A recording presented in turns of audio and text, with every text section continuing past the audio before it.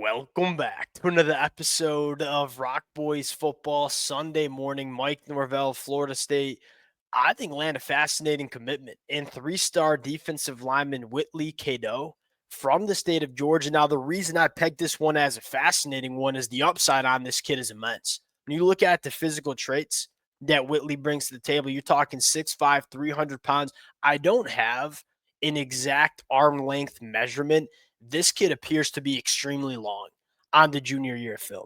Now, all the physical traits, I think that's why Florida State staff fell in love with this kid.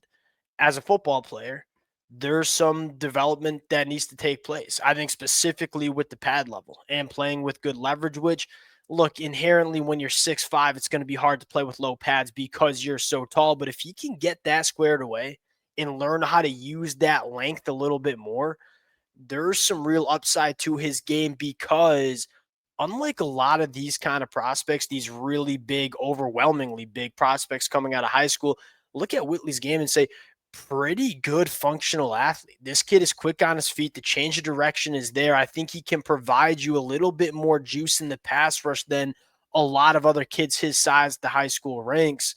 You're betting on traits. And what I'll say with that is Mike Norvell in Florida State, they brought in a brand new coaching staff because the player development was not good enough. These kind of guys over the last couple of years that have come into Florida State have not been developed properly, have not been developed the right way. You look at Terrence Knight and say, this is a guy that in 2 to 3 years you want to see get developed into an all ACC caliber player because I think he has the physical traits that make him capable of doing so.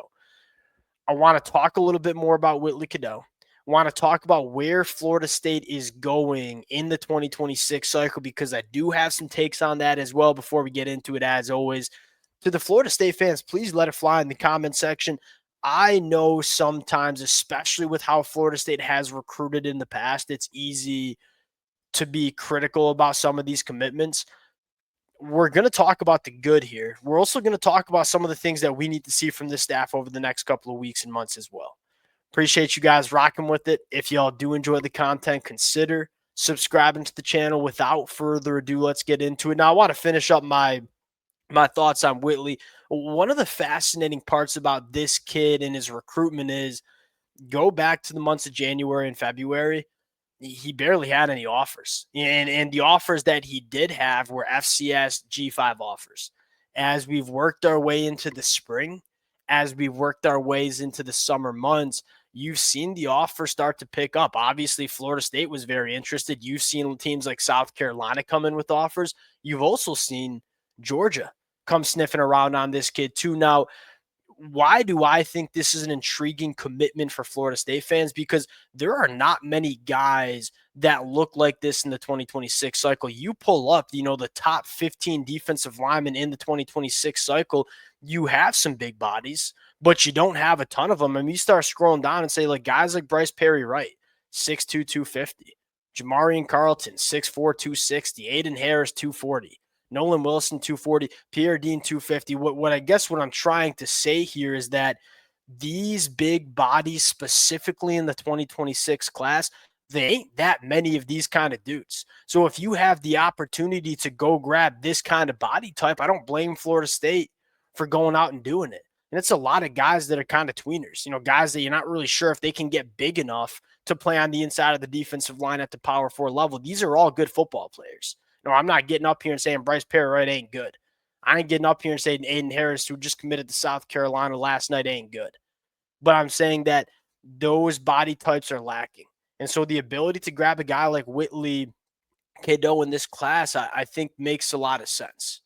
Now, here's the thing with Florida State where you can get a little bit critical. We've seen Florida State in the past kind of bet on these traitsy guys that haven't gotten developed.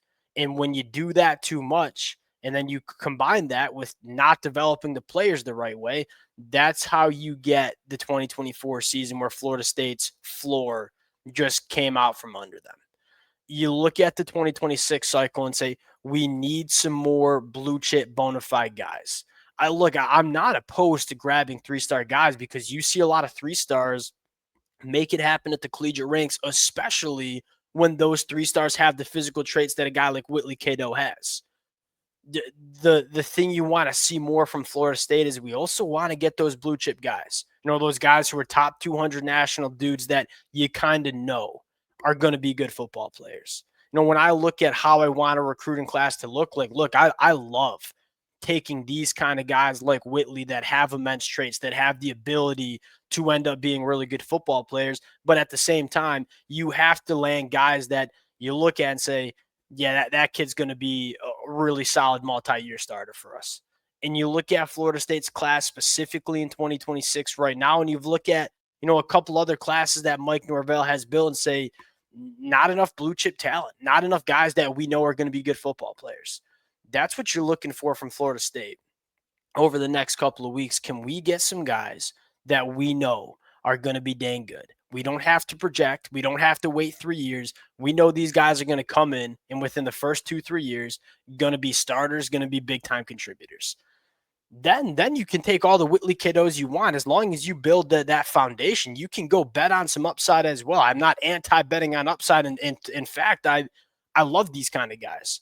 But you want to make sure you have the blue chippers coming in too. We'll see where Florida State decides to go at. We said it the other day that this is going to be a really, really big next couple of weeks and months for this Florida State staff. If you don't pick it up on the recruiting trail, it's hard to see Mike Norvell making it work at Florida State, because you look at the expectations of this program and say the expectations are conference championships and college football playoffs. And that's what Florida State fans should expect. In order to do that every single year, you got to recruit better players to this program, significantly better than what Mike Norvell has been doing. We'll see if Mike Norvell can make that happen. If he does, then maybe the optimism starts to grow. But if you continue to recruit at just a different level than teams like Miami, than teams like Clemson, than the teams like in the SEC, it's hard to see Mike Norvell making it work at Florida State, because at the end of the day, this is Florida State. You should be bringing in consistently top 15, top 10 recruiting classes.